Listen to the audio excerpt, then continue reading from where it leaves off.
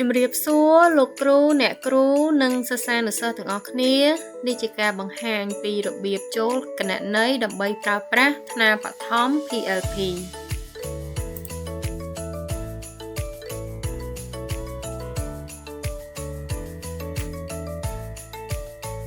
នេះជាផ្ទាំងចូលគណនេយ្យថ្នាបឋម PLP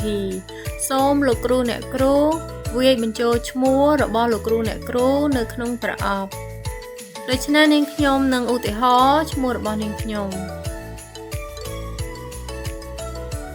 បន្ទាប់ពីបំពេញឈ្មោះរួចរាល់នាងខ្ញុំនឹងបំពេញលេខសម្ងាត់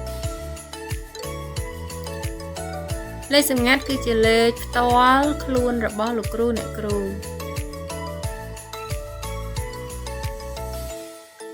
បន្ទាប់ពីវាយលេខសម្ងាត់រួចរាល់សូមចុចលើប៊ូតុងចូលគណនេយ្យ